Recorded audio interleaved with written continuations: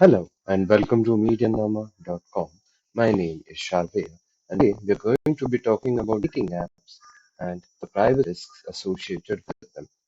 Last month, the Mozilla Foundation released a report where they reviewed 25 popular dating apps and found most of them severely lacking in the privacy department. Now, dating apps will naturally collect a lot of information about you as they serve a personal purpose. But the report says that companies often take advantage of that and use your personal information for reasons unrelated to love. They often say they can share it, sell it, or just don't do their minimum to keep that data secure.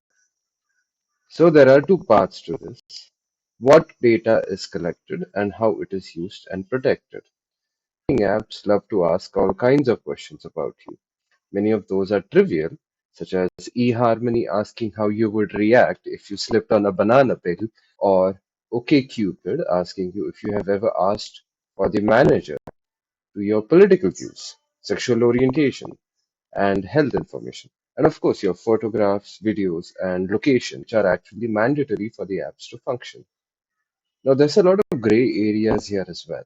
For example, an app called Coffee Meets Bagel says that it collects content and information you make available using the video chat feature, which may mean that they store your video chats, but the reports is not certain on that point.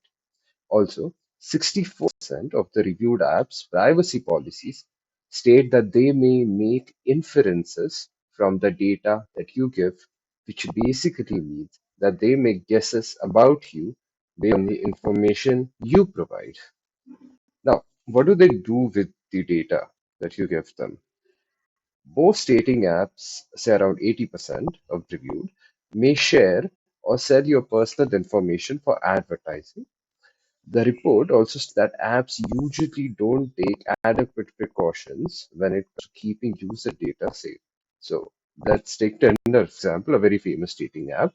So back in 2020, over 70,000 photos of women from Tinder ended up in a site known for criminal activity. The same year, Tinder came under fire for possible GDPR violations for data sharing with advertisers and third parties. Tinder was also hit with lawsuits about their photo verification feature in 2022 and 23. So one of those lawsuits says that Tinder didn't get proper consent from users to process the biometric information, and the other claims that the feature verified a fake account created with the plaintiff's stolen photos. Tinder is part of the Match Group, which is a conglomerate that operates multiple dating platforms like Tinder, Grindr, Match.com, OkCupid, and a few more. According to their policies, Tinder can also collect more information about you from partners and affiliates like other sites owned by Match Group. That includes Hinge, Match, OkCupid, and dozens more.